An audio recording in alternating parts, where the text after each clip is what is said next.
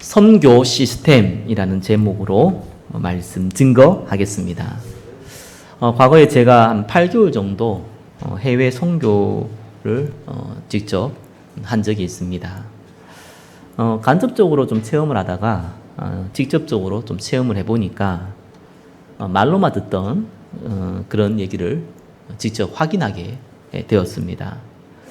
물론 선교의 중요한 좋은 점도 있지만 좀 이렇게 하면 안 된다라고 했던 좀 많은 문제점들에 대해서 좀 보게 되었습니다. 개인과 나라마다 다르겠지만 한국 선교사님들이 주로 하는 일들이 있습니다. 굉장히 중요적인 일 중에 하나가 후원하는 교회, 교인들과 목사님이 오게 되면은 그분들을 관광시켜 주는 일이에요. 그걸 굉장히 중요한 포지션에 두고 하고 있습니다. 아무래도 경제 문제가 있죠. 그러다 보니까 아무래도 신경을 많이 쓰는 것 같습니다. 당연히 후원하는 교회가 오면은 할 수 있는 일인데 의외로 시간과 에너지를 많이 빼앗긴다는 것을 보게 됐습니다. 후원하는 교회가 없으면 안 되는 현실적인 상황 강하죠. 또 눈치도 많이 봐야 되죠. 또 우리 선교사님들이 한국 선교사님들이 주로 하는 선교에 교회에 가 보면은 구성원들이 대부분 한국 사람들입니다. 선진국 선교는 거의 99%가 한국 사람이고요. 또 이게 후진국 선교나 개발도상국 선교 가 보면은 현지인들이 많이 있지만 실제적으로 교회의 영향력을 발휘하고 움직인 사람들은 전부 다 한국 사람들입니다. 한국 선교사님이 가셔서 그렇다고 얘기할 수 있겠지만 실제로 그렇기 때문에 그런 건 아니고요. 아무래도 한국 사람들이요 헌금을 해요. 개발도상국이나 후진 가보면은 현지인들이 헌금 거의 안 합니다. 헌금에 대한 개념도 없지만 알려줘도 관심 없습니다. 대부분. 이게 교회는 운영돼야 되잖아요. 헌금하시는 분들이 주로 한국인들이 많아요. 한국인들 분들도 한국에 사는 한국 사람들이라고 생각하면 안 되거든요. 사람마다 다 틀리긴 하지만 대부분은 좀 제정신이 아니라고 봐도 조금 과언이 아닐 정도. 아무래도 한국에 잘 이렇게 살다가 해외로 이민 가신 분들은 없습니다, 사실상. 거의 한국에 심각한 문제를 가지고, 상처를 가지고, 실패를 가지고 가신 분들이에요. 그러다 보니까 말도 잘 안 통하잖아요. 근데 살아남아야 되니까 굉장히 강박합니다. 한국 사람이 한국 사람 같지가 않아요. 근데 그 중에 또 예수 믿는 사람들은요, 교회 와서 또 헌금합니다. 하나님 축복하셔서 그런 거겠죠. 그러다 보니까 선교사님들이 보통 스트레스를 받는 게 아니에요. 시간이 조금 지나다 보니까 분명히 물론 놀러 간 사람도 있겠지만 그래도 선교사는 선교하러 간 거잖아요. 근데 본인이 선교하러 왔는지 아니면 지금 먹고 살려고 왔는지 정체성이 흔들리는 경우도 많이 봤습니다. 저 개인적으로는 좀 충격적인 것도 봤는데 물론 특수한 경우기도 하지만 어떤 선교사님은 여러 교회에서 선교원금을 받아가지고 뷔페 식당을 하더라고요. 가게를 운영해요. 좀 황당하던데 물론 특수한 경우입니다. 얼마 안 돼서 망했어요. 또 그런 것도 보게 되고요. 많은 분들이 평신도 선교 얘기합니다. 맞다고 생각하거든요. 중직자 선교 얘기합니다. 맞다고 생각합니다. 전문인 선교 얘기하고 있고요. 특별히 한국 선교는 여러분 알다시피 한국에도 복음 받을 때 장로교에서 내비우수 정책이라고 썼어요. 한국 사람들이 알아서 집 분자도 세우고 목사도 되고 교회도 세우고 하라고. 선교사는 그 할 수 있는 바탕만 깔아주고 가는 네비우스 정책이라 하죠.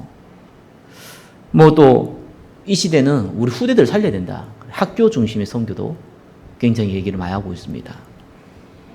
또 단기적으로 선교사가 그냥 선교하러 가지 않고 어떻게 보면은 먹고 사는데 연연하다 보니까 그러지 말고 아예 선교사 책임져서 로테이션을 돌리자.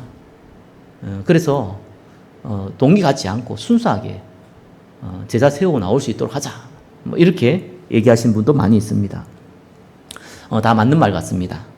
자, 오늘 저와 여러분들이 어떻게 선교하냐, 그거를 지금 확인할 시간은 아닙니다. 저와 여러분들은 오늘 왜 선교를 해야 되는지를 오늘 말씀을 통해서 확인할 시간 되시기 바랍니다. 또 지금 그렇다면 우리가 할 수 있는 선교는 무엇인지, 그거를 하나님 음성을 듣는, 그리고 마음에 담는 시간 되시기를 예수 그리스도의 이름으로 축원합니다. 첫 번째입니다. 고통을 통한 선교입니다. 이렇게 생각할 수 있어요. 목사도 아닌데 평신도인데 내가 뭔 선교를 하냐 라고 생각하시는 분이 많습니다. 뿐만 아니라 많은 문제들이 있잖아요. 뭐 경제 문제도 올 수 있고요. 질병 문제도 올 수 있고요.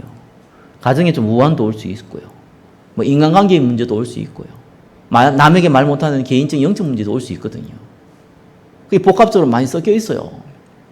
또 나이가 들 수도 있고요. 이런 상태인데 이거 좀 빨리 해결하고 이게 중요하지. 뭔 선교냐? 뭐 이렇게 얘기할 수 있습니다. 뭐 중요하지만 뭐 급하진 않지 않냐? 이렇게 말할 수 있습니다. 또 어떤 면은 맞는 말처럼 보여집니다. 그러나 성경은 그렇게 말하고 있지 않습니다. 좀 더 나가서 우리 교회는 작은 교회이지 않냐? 어느 정도 부흥도 하고 교회당도 세우고 어느 정도 규모를 갖추어서 그래 선교해야 되지. 우리 교회가 지금 급하지. 뭐 지금 그렇게 선교가 급하냐라고 말할 수도 있습니다. 맞는 말처럼 들릴 수도 있습니다. 그러나 성경은 그렇게 말하고 있지 않습니다.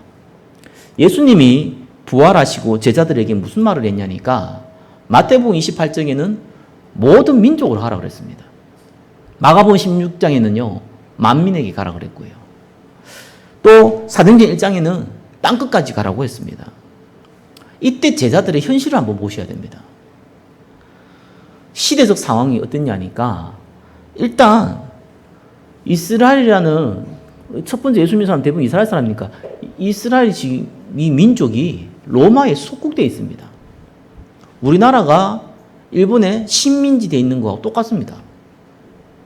그러니까 주권이 뺏겼어요. 그런 상황입니다. 뿐만 아니라 치안이 굉장히 위험한 시대예요. 여행도 크게 특별한 사람 아니면 못합니다. 뭐 상인들이나 군인들 아니면은 자기가 사는 지역을 떠나지도 않습니다. 왜냐하면 자기가 사는 지역은 그래도 공동체 안에서는 서로가 서로를 알기 때문에 여러 가지 치안이라든지 이런 게 방패막이가 되는데 그것만 벗어나면은 어디 누가 사람을 죽여도 모르는 시대예요. 그런 시대입니다. 뿐만 아니라 교통편은 특별한 사람 아니면 말도 못하고 다녀요. 거의 걸어 다녀야 되는 시대입니다. 그리고 제자들의 개인 상황은 심각해요. 육신적으로 보면은. 일단 3년 동안 예수님 따라다녔잖아요.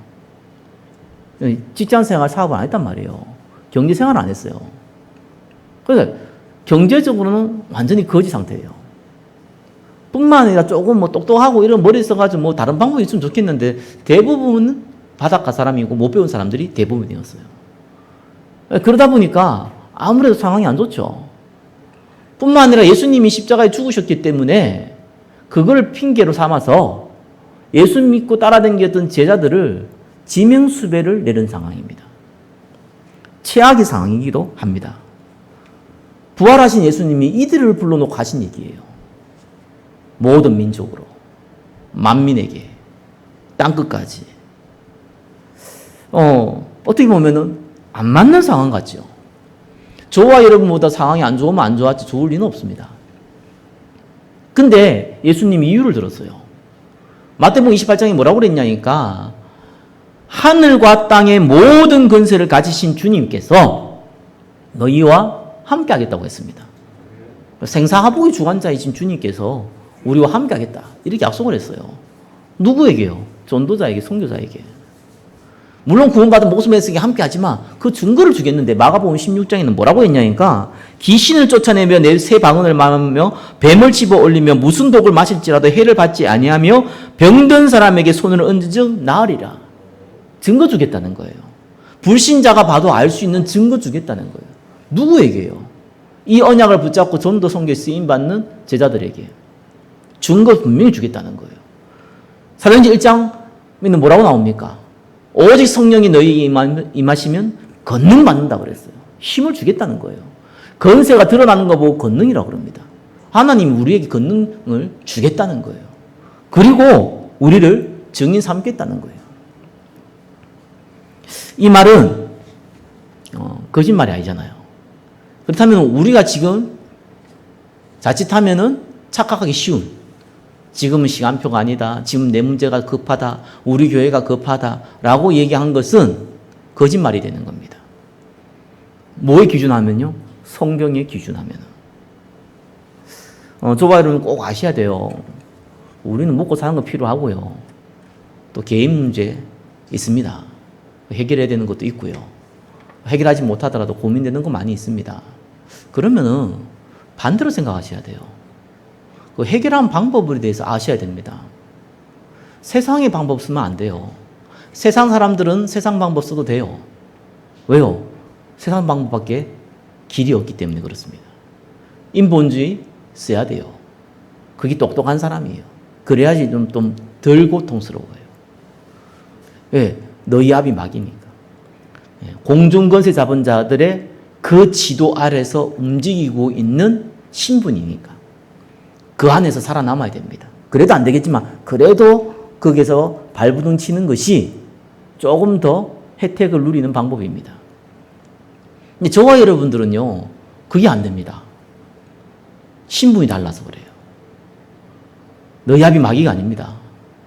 우리에게는요, 만왕의 왕이신 하나님이 우리의 아버지가 되시고 우리와 함께 하십니다. 그 세상 사람들은요, 해도 되는 것들이요, 저와 여러분 하면 안 돼요. 재수가 없어서 안 되는 게 아니라 하나님 안 되게 하세요. 왜요? 하나님 방법으로만 되도록 만들어 놨어요. 그거는 축복입니다. 그럼 다르게 얘기하면요, 개인의 영적 문제 해결하고 싶다? 선교의 쓰임 받으시면 돼요. 아니, 다르게 얘기하면은 내 경제 문제 해결하고 싶다? 선교의 쓰임 받으시면 돼요. 아니, 선교하면 부자가 됩니까? 그 말이 아닙니다, 지금. 그렇게 해석하면 곤란한 얘기예요. 하나님이 생사복을 주관한다니까요. 여러분의 경제 주관한다니까요. 여러분의 질병, 건강 다 주관한다니까요. 저와 여러분의 가정사를 다 주관한다니까요. 그러면 하나님이 원하는 방법대로 가야 돼요. 그게 느린 것 같은데 가장 빠른 방법입니다. 그 저와 여러분 응답받는 제일 빠른 방법이에요. 60문제 해결하는 방법이에요. 그것도. 영적 문제뿐만 아니라 60문제 해결하는 방법도 그 방법이라니까요. 우리의 신분이 그래요. 자, 이 사실을 이스라엘이 깨닫지 못했습니다. 그럼 어떻게 될까요? 그럼 저와 여러분 마찬가지거든요. 하나님 우리에게 방법을 알려줬어요. 오직 성령이 너희에게 마시면 권능받고 예루살렘과 온 유대와 사마리아 땅까지 이르러 증인된다는 방법을 알려줬어요. 하나님 나라라는 방법을 알려줬어요. 오직 예수라는 방법을 알려줬어요. 관심 없으면 어떻게 될까요? 하나님은 선교하셔야 돼요. 전도하셔야 돼요. 하나님 계획은 하나님이 성취해야 돼요. 불신자 데리고 가실 수 없어요. 아니, 불신자 데리고 안 하세요. 구원받은 백성을 데리고 해야 돼요. 그럼 하나님이 강제적으로 하게 만드세요. 그게 하나님의 방법입니다. 그래서 1번이 뭡니까? 고통을 통한 선교예요. 이스라엘이 이걸 못 깨달으니까 어떻게 했냐니까 노예로 보내는 겁니다. 하나님이요, 요셉을 이집트, 애굽에 보냈습니다. 그래서 애굽을 살렸다니까요. 근데 하나님 목표는 애굽을 살리는 게 목적이 아니잖아요. 애굽이 전 세계 강대국이다 보니까 애굽을 통하여서 애굽을 살리고 전 세계에 하나님 증거해야 되는 겁니다. 그게 하나님 목표였어요. 요셉이 그 역할을 했죠. 문제는 그 다음 세대입니다. 그걸 잊어버린 겁니다. 그러니까 하나님 어떻게 해야 됩니까? 할 수 없는 거예요. 그죠? 분명히 이집트는 우상숭배하고 있어요. 그 영적 문제는 전 세계에 퍼뜨리고 있고 재앙을 퍼뜨리고 있어요. 막아야 돼요. 복음 외에는 막을 수가 없어요. 근데 복음 전할 수 있는 유일한 이스라엘 사람들은 아무것도 안 하고 있어요. 먹고 사는 데에 만족하고 있어요. 아니, 메시아가 올 가나안 땅에서 의도적으로 애굽으로 데려왔잖아요. 그럼 그거 살려가지고 전 세계 복음 전하면서 다시 가나안 땅 가야 되잖아요. 그거 잊어버렸어요. 왜? 고센 땅이라는 곳이 너무나 목적하기가 좋은 땅이에요. 애굽이 봤을 때는 필요 없는 땅. 왜? 가축을 치고하는 것은 약간 좀 천하게 봤기 때문에 별로 귀하지 않는 땅. 그러나 가축을 키우는 이 목축업이 주업이 된 이스라엘에게는 너무나 소중한 땅. 너무나 비옥한 땅. 그 고센 땅이 있다 보니까 세상 말로 먹고 살만한 거예요. 풍요로움 계속 넘치는 거예요. 그러니까 하나님이요, 구테타를 일으켰어요. 이 요셉을 알지 못하는 왕, 문헌에 보면 왕조가 바뀌었어요, 왕조가. 그래가지고 하나님 왕조까지 바꿉니다. 복음 전하기 위해서 하나님이 나라의 세계사를 다 바꾸는 게 그게 전쟁도 일으키는 것이요, 하나님의 계획 가운데 있어요. 아포칼립스가 지금 문제 많은데 그거 하나님 계획 가운데 있다니까요. 이유는 간단합니다. 복음 증거돼야 돼요. 그럼 어떤 일이 벌어집니까? 재앙이 임했는데 이스라엘이 노예돼 버렸습니다.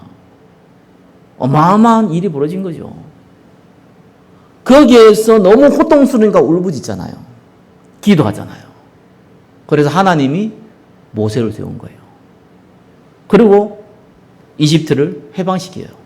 그 해방시킬 때 12가지 기적이 일어나는데 이집트에는 재앙이라고 얘기합니다. 12가지 재앙이 일어났다니까요. 나일강이 피로 벌고 이 깨구리부터 시작해가지고 오만 가축에 대한 독종부터 시작해 메뚜기부터 시작해가지고 파리부터 시작해서 오만 재앙이 들이닥치는데 그게 바로 왕이나 그 혜택을 누리고 살고 있는 기득권자에게는 재앙으로 보이지만 이집트 사람에게는 그게 축복입니다. 나일강부터 시작해서 장자 죽음까지요, 전부 다 그걸 대상으로 우상을 섬기고 있고 우상을 만들어 놓고 섬겼던 나라가 이집트였어요. 그래서 하나님이요, 이 우상을 박살낸 거예요. 어떤 면에서는 이집트를 살리는 방법이에요. 이집트가 이 애굽이 살아계신 하나님을 믿을 수 있는 방법이었어요. 나중에는 끝까지 이스라엘 쫓아온 애굽 군인들을요, 완전히 홍해에서 수상시키잖아요. 어떤 일이 벌어졌습니까? 이 소문이 전 세계에 퍼졌어요. 그래서 이방인임에도 불구하고 여자임에도 불구하고 예수님이 족보에 올라온 사람이 라합입니다. 그 소문 듣고 그게 종교예요. 안 하니까 노예를 만들어가지고 기도하게 만들고 또 하나님의 지도자를 세워가지고 기적을 일으키고 그 소문을 번지게 만들고 그래가지고 하나님 살아계신 증거하고 이 방법이 들어간 거예요. 그게 구약시대예요. 전부 그랬어요. 다윗을 통해서 또 회복된 거 또 무너지니까요, 포로를 만들어버렸어요. 그 성전 짓고 다시 회복했을 때도 그래도 못 깨닫거든요. 그러니까 속국됐어요. 1번에서 3번. 계속 재앙이 임했죠. 그때 예수님 오신 겁니다. 여러분, 선교하면 좋고 아니면은 그만이고, 이거는 하나님 계획이 아니에요. 선교는 하나님의 절대 목표입니다. 안 되면은 저와 여러분은 포로로 끌려가가지고 속국으로 끌려가지고 노예로 끌려가가지고 두드려 맞아가 죽어가면서 하나님은 소수의 사람을 통해서 전 세계에 복음 증가하십니다. 그 시대적으로 재앙은요, 저 아프가니스탄부터 시작해서 이런 재앙은요, 여러분 복음 전하기 위한 하나님 방법이에요.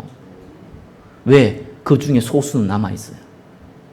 북한이 지금 70년 동안 저기 공산화되어 있는데 소수가 아직 남아있어요. 한국을 위해서, 남한을 위해서 기도하는 전도자들이 북한에도 있어요. 그래서 하나님이 전도 선교하기 때문에 모든 것을 움직이는 거예요. 그 제자들이 남아있어야지만 나중에 재앙이 그쳤을 때 본격적으로 복음의 꽃이 피거든요. 하나님의 방법입니다. 그래서 저와 여러분이 재앙을 막는 유일한 방법, 선교예요. 저와 여러분의 어떤 면은 육신적인 응답 받는 방법, 선교예요. 저와 여러분이 성령인 받는 최고의 방법, 선교예요. 기억하시기 바랍니다. 이걸요, 먼저 깨달은 사람이 있다니까요. 처음으로 깨달은 사람이 있습니다. 바울이 아니고요, 안디옥 교회입니다. 그리고 바울과 바나바였습니다. 지구가 생기고 처음으로 자발적 선교를 했어요. 이스라엘이 그렇게 2000년 동안 아브라함부터 시작해가지고 말라기까지 2000년 동안 복음을 전달하고 수많은 선교사를 죽이고 했는데도 선교 못 깨달았어요. 그러니까 노예로, 포로로, 속국으로 끌려가가지고요, 소수의 사람 통해서 선교하게 만들었습니다. 예수님이 오신 이후에요, 제자들을 데리고 3년 동안 공생의 생활을 하고, 그리고 십자가에 죽으시고 부활하시고 40일 동안 하나님 나라 얘기하시고, 예루살렘 떠나지 말고 기다리라 그래서 성령 충만 받고 3천 제자가 일어나고 했던 예루살렘 교회는 그래도 못 깨달았어요. 참 희한하죠. 그렇게 예수님이 마지막 강단에서 그렇게 얘기했는데도 못 깨달았어요. 근데 먼저 깨달은 사람이 있어요. 예수님 직접 보지 못했는데 먼저 깨달은 교회가 있다니까요. 예수님을 직접 만나지도 않았던 이방인들요. 안디옥 교회와 바울과 바나바였습니다. 하나님이 쓰는 방법이었어요. 그래서 이번에 1번 보시니까 예수님은 처음부터 복음과 선교를 같이 얘기했습니다. 초대교회 사람들이 시대적 상황, 개인적 상황, 특별히 안디옥 교회 사람들은요, 최악이었어요. 근데 생명 걸고 선교에 쓰임 받은 이유가 뭡니까? 분명한 복음과 분명한 사명이 그 영혼에 각인되었기 때문에 그렇습니다. 그래서 성령이 너희에게 임하시며, 저와 여러분들은요, 계속 예배를 통해서 말씀을 듣는 게 아닙니다. 엄밀히 얘기하면요, 말씀을 확인하셔야 돼요. 그게 예배의 목적입니다. 복음을 전혀 모르면 복음 들어야겠죠. 배워야겠죠. 그건 시작이고요. 그러나 각인시키는 거는요, 듣는 걸로 각인되는 게 아니에요. 물론 믿음은 들으면서 합니다. 그건 시작이고, 그죠? 그것이 각인되려면 확인이 돼야 돼요. 그게 이제 신앙생활입니다. 그래서 저와 여러분들은 앞으로 계속해서 문제 올 겁니다. 그죠? 사건도 벌어지고 위기도 일어날 겁니다. 그걸 제발 놓치지 마시고 기회로 삼으시기 바랍니다. 아니, 불신자는 문제와 사건과 위기는 위기고 재앙이고 어려움이에요. 아니, 물론 문제도 좋은 것도 있죠. 그죠? 사업이 잘 된다, 돈을 많이 벌린다, 뭐 건강해진다, 뭐 자녀가 잘 된다. 그거 가지고 뭐 신경질 내고 화내고 이런 사람이 어디 있겠습니까? 다 좋아하지요. 근데 일반 사람들이, 세상 사람들이 흔히 안 좋다고 얘기하는 문제, 흔히 정말 너무 어렵다고 얘기하는 사건과 위기, 불신자한테는 재앙인데 저와 여러분한테 반드시 주기 축복입니다. 생사하복이 주관한 자가, 주관하신 그리스도께서 우리와 함께 한다니까요. 하나님 허락지 아니하면 올 수 없는 문제예요. 저와 여러분 머리카락이 셋잖아요. 하나님 믿으시잖아요. 머리카락까지 세신 분 되신 하나님이 왜 문제를 줬고 사건을 주고 위기를 줍니까? 하나님 계획이라니까요. 여기에서 99%의 사람들은 해결하려고 움직입니다. 세상 사람들이 쓰는 인본주의 방법을 씁니다. 인본주의라는 게 굉장히 나쁘게 들립니까? 아니면 좋은 겁니다. 그죠? 인간 문제 인간을 해결하고 돈 문제는 돈으로 해결하고, 틀린 게 다 나쁘다 이런 게 아닙니다. 좋은 거예요. 그거 쓰지 말라는 것도 아니에요. 어떻게 보면 필요한 거예요. 그걸로는 해결이 안 된다는 사실을 아셔야 됩니다. 하나님께 기도하세요. 얼마나 단순합니까? 예수님 십자가에 다 이루었다고 그랬는데, 죄와 사단과 운명의 문제를 해결했다고 그랬는데, 그거는 단순하게 우리가 죽어서 지옥 간다는 얘기 정도가 아닙니다. 그건 제일 중요한 거고, 은혜로 주어진 거고, 하나님이 정말 이 땅에 살아계시고 나에게 역사하시고 나의 생사복을 주관하시고 모든 문제 사건 가운데서 하나님이 전도와 선교의 계획을 가지고 움직인다는 사실을 확인하셔야 돼요. 이게 확인이 안 되면은 어쩔 수 없잖아요. 갈등받게 생깁니까? 고민받기도 생깁니까? 그러니까 고통이 따라오는데 고통 안 해도 되는 거. 내가 고통이라고 생각 안 해도 되는 것들을 스스로 고통이라고 생각을 하는 거예요. 하나님은 우리에게 좋은 걸 주십니다. 그 아들과 함께 나머지 더 해주지 않겠냐 했잖아요. 근데 왜 문제가 있습니까? 그걸 확인하라니까요. 홍해가 들어닥쳐야지 마. 홍해 앞에 서야지 마. 홍해가 갈라지는 기적을 보잖아요. 홍해를 건너가야지 마. 그 악한 이 바로왕과 그 군인들이 수장되는 걸 보게 되잖아요. 여리고성이 있어야지 마. 여리고가 무너지잖아요. 그게 하나님이 주신 기회입니다. 무슨 기회예요? 말씀을 확인하는 기회. 정말 그리스도께서 모든 문제 해결자 맞습니까? 정말 그리스도께서 생사복의 주관자 맞습니까? 정말 그리스도께서 나와 우리 가정과 우리 가문을 축복하시는 게 맞습니까? 확인해야 됩니다. 그래서 여러분 예배는요 하나님의 말씀을 확인하는 시간이에요. 물론 복음 모르는 사람도 알아보고 배워야겠죠. 그냥 확인해야 돼. 저와 여러분들은요. 그때 우리는요 뭘 알게 됩니까? 하나님 정말 살아계시는구나. 이 단순한 사실. 죽었다고 우리가 생각하는 사람 없잖아. 죽었다고 생각하는 사람이 이 자리에 왜 앉아있겠습니까? 살아있는 거 안다니까요. 그거 하고 정말 살아있구나 라고는 같은 말 같은데 완전히 달라요. 이거를 한 번이 아니라 계속해서 응답이 와도 문제가 와도 확인하셔야 돼요. 제자들은요 공생의 3년 동안 예수님이 공생의 3년 동안 따라다녔지만 그러면서 예수님의 기적도 보고 예수님 십자가에 죽고 부활할 거라는 얘기도 계속 들었고 그죠? 주는 그리스도여 살아계신 하나님의 아나 실컷 고백했지만 사실상 안 믿었어요. 왜 그렇겠습니까? 마음이 콩밭에 있어요. 저와 여러분이 이 자리에 있지만 마음이 콩밭에 있으면 곤란하거든요. 저와 여러분이 하나님 믿는다 그러지만 사실상 마음이 딴 데 있으면 곤란해요. 콩밭에 있으다니까요. 예수님 왕 될 것 같으니까. 가는 곳마다 인기가 있으니까. 일도 치아부리고 막. 예수님 따르겠다니까요. 지금은 어렵지만 곧 왕 될 거니까. 입신양명을 위해 달려갔습니다. 예수님 왕 될 거 확실하니까. 물론 예수님 왕이잖아요.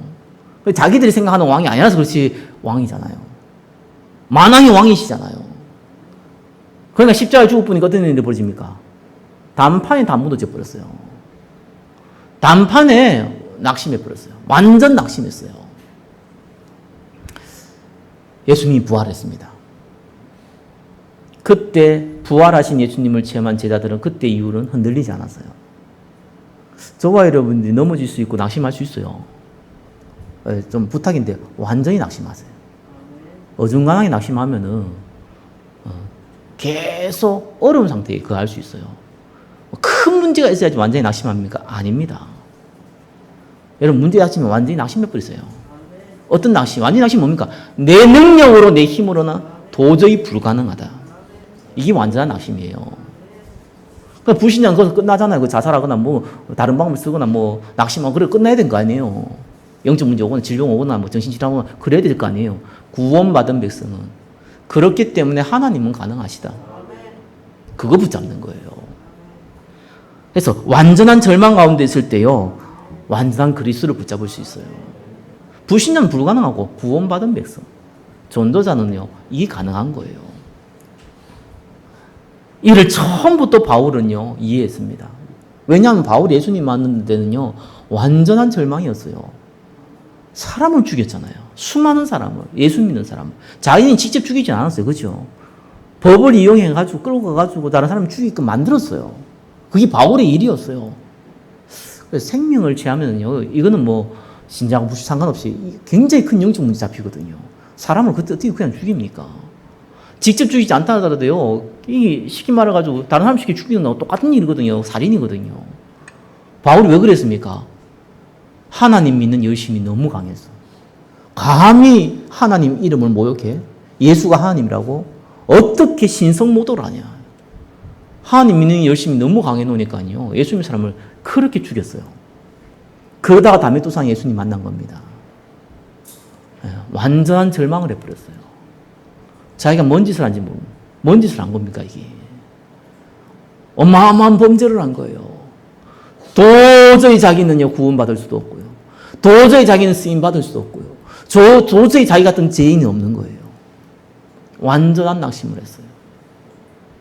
그렇기 때문에 완전하신 그리스도를 붙잡은 거예요. 바울은 믿자마자 다메 조상에서 예수님 전했다니까요. 그럴 수밖에 없는 거예요. 입신 양명을 위해서 달려갔던 사람이 아니기 때문에 더 그래요. 하나님 믿는 열심으로 잘못 믿어가지고 이런 일이 벌어진 거예요. 그래서 하나님이요, 바울을 볼 때 뭐라고 얘기합니까? 예? 이 사람은 내 이름과 이방인과 임금들과 이스라엘 자손들에게 전하기 위하여 택한 나의 그릇이라 라고 아나니아에게 전달해 줬잖아요. 그래서 아나니아가 이 얘기를 바울에게 전달한 겁니다. 처음부터 받아들였어요.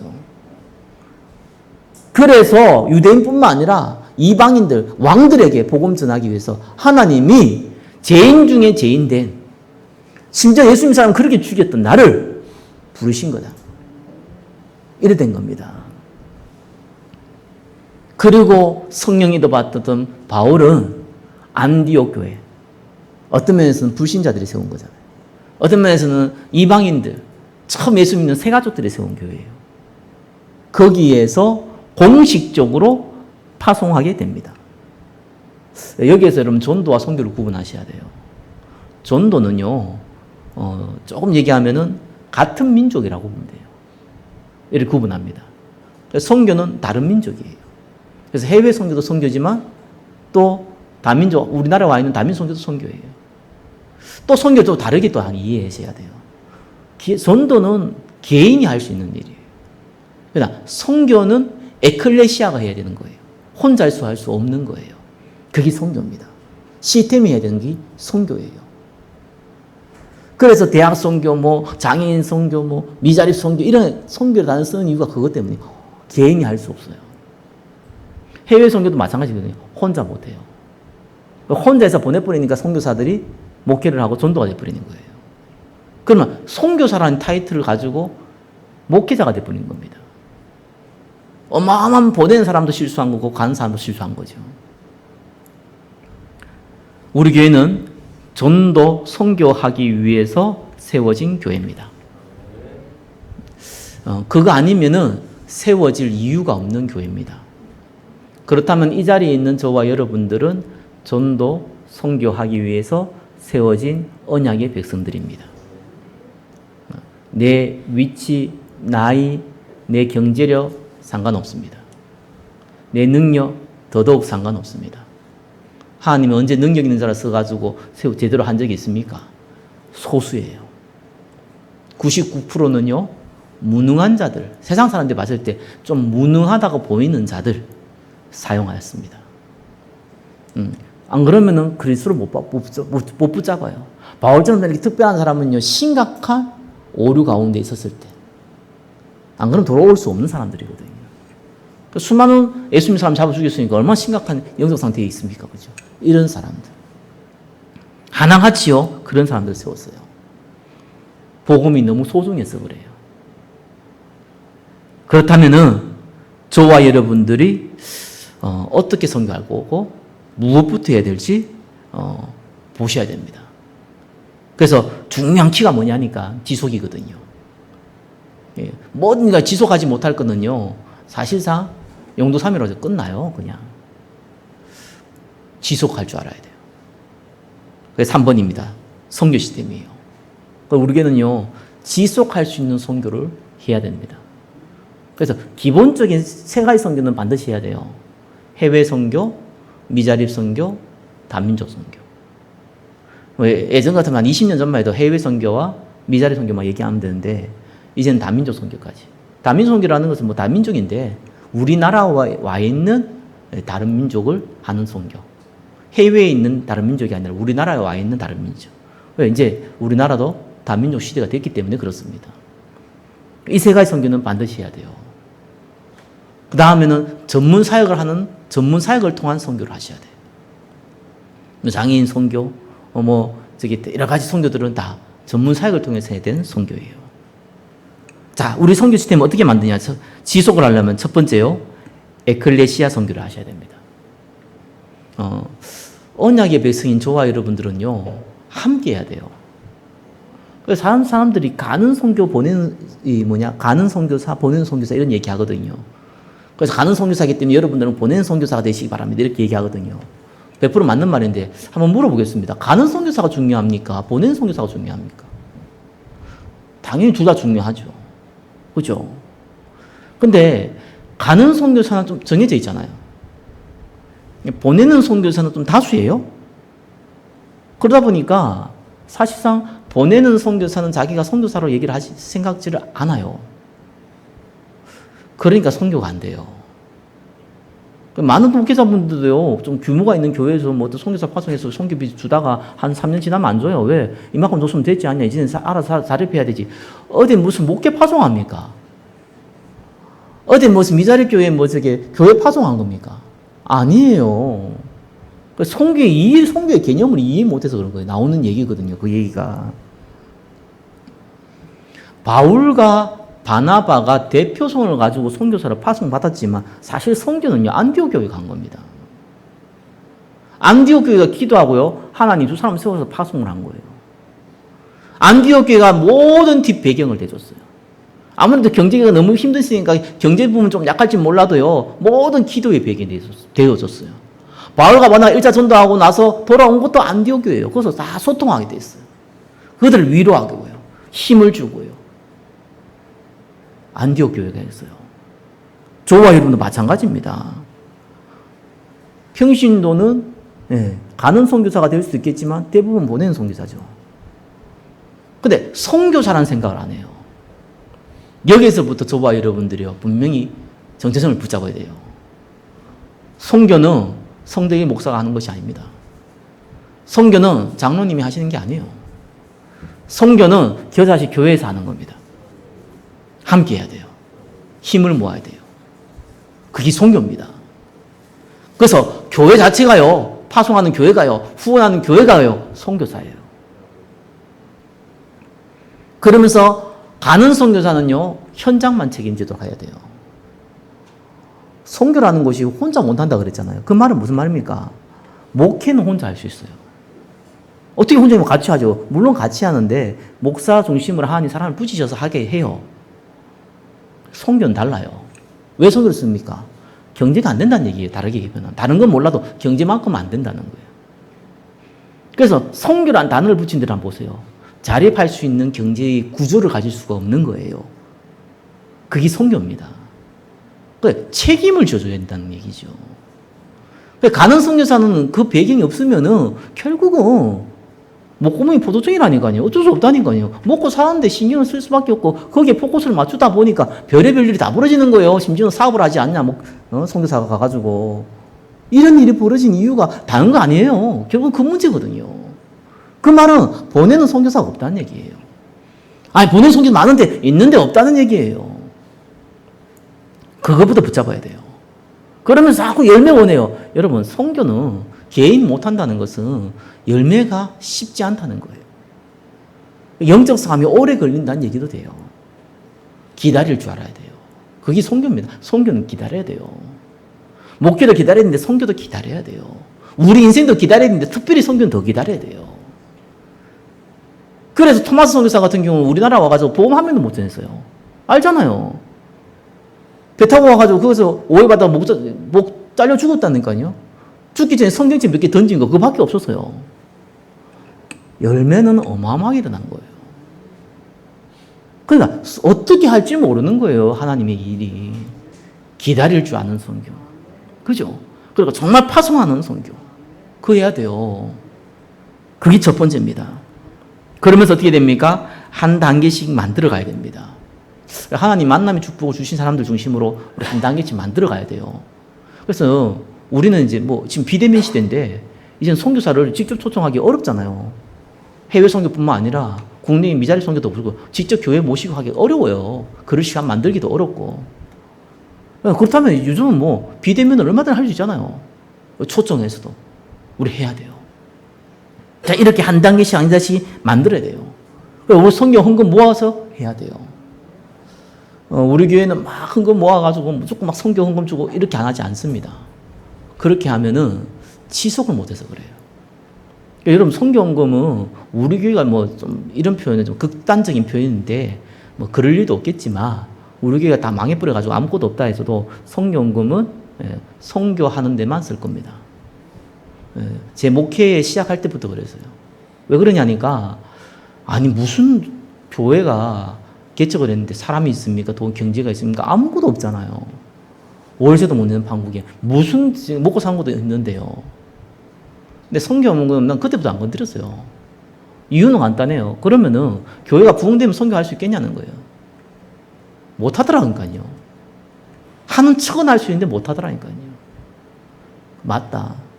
내가 가난하든지 부유하든지, 교회가 넉넉하든지 부족하든지 성교는 해야 되는 거다. 넉넉하면 넉넉하게 하면 되고 부족하면 부족하게 하면 되는 거 아니냐. 넉넉한 교회가 어디 있습니까? 아무 데도 없어요. 큰 교회일수록 빚이 많아요. 우리 교회에서는 부자의 교회도 없어요. 우리 교회 빚 없잖아요. 내가 몇 번 얘기하지만 우리 교회 부자라니까요. 빚이 없는 교회. 어떤 교회가 하면 500억씩 막 빚이 있더라니까. 물론 자산이 많겠죠. 아무튼 간에 농담을 얘기한 얘기고 성교해야 되는 거예요. 그죠? 그래서 성교 헌금을 할 때는 물론 다 모든 헌금이 마찬가지지만 마음에 담으시고 그 헌금은 100% 성교 헌금으로 쓰입니다. 자, 그리고요, 언제든지 성교를 하려면은 저항이라는 게 부딪힙니다. 일단 목회자부터 부딪혀요. 제가 처음에 얘기했듯이 성교하려니까 없잖아요, 비용이. 뭐 헌금이라도 좀 해야 될 거 아니겠습니까? 그 성교헌금 몇 푼인데 그거 당장 월세 낼 때 그걸 쓰고 싶은데 그거 안 쓰려면 그거 당장 거기서부터 저항이 걸려요. 또 내가 뭔가 좀 더 성교에 마음 쓰려면은요, 시간과 에너지가 뺏기잖아요. 그러면은 그 체질 때문에 당장 저항이 부딪혀요. 그리고 언제든지 사단은 끼어들기 때문에요, 사람에 대한 갈등, 말에 대한 오해, 여러 가지요, 공격을 해가요. 상관없어요. 그래도 개는 짖어도 기차는 간다는 얘기가 뭐 좀 표현이 이상할지 몰라도 저와 여러분들이 사단이 뭔 짓을 해도 하나님은 하나님 일을 하십니다. 내가 거기에 동참하느냐, 구경꾼이 되느냐, 그 차이뿐입니다. 거기에서 네가 응답받느냐, 아니면은 불신자 같은 인생 되느냐, 그 차이밖에 없습니다. 저는 출애굽기 1장에 보니까요, 이 바로왕이 이스라엘의 어린아이를 다 죽이잖아요, 남자아이들요. 근데 그 죽이기 전에 첫 번째 나름대로 머리 굴러가지고 뭐 했냐니까 히브리 산파를 불러가지고 남자아이가 태어나면 다 죽이라고 그랬어요. 근데 히브리 산파들이요, 하나님을 경외하고 두려워해서 남자아이가 태어나도 안 죽이고 뭐라고 변명했냐니까 히브리 여자들은 이 애굽 여인들하고 달라가지고 아이를 낳는다 그래서 우리가 달려가면은 벌써 아이가 나왔더라. 그러다가 우리가 죽일 수가 없었다라고 거짓말했어요. 거짓말이 필요하다니까요. 근데 성경 뭐라 하면 그것 때문에 어떻게 보면요, 바로왕이 더 열받아가지고요, 본격적으로 죽였다니까요. 더 큰 재앙이 임했죠. 그럼에도 불구하고 히브리 산파에 대해서 성경은 뭐라고 나왔습니까? 하나님이 그 가정까지 축복했다고 나옵니다. 저와 여러분이 성교를 해도 안 될 수 있어요. 계란으로 바위 치는 것처럼 보일 수도 있고 별 의미가 없어 보일 수 있고 오히려 그것 때문에 교회가 더 어려움 당할 수도 있습니다. 기억하십시오. 그러나 성교하는 사람은 그 개인과 가정은 축복받게 되어 있습니다. 저의 얘기가 아닙니다. 하나님이 말씀으로 확인시켜 준 겁니다. 한 주간 저와 여러분들이 참된 성교 시스템에 주역되는, 또 기도 제목 잡는 응답을 누리시기를 예수 그리스도 이름으로 축원합니다. 기도하겠습니다. 하나님 감사합니다. 성교 시스템의 응답 누리게 하여 주옵소서. 예수 그리스도 이름으로 기도드립니다. 아멘.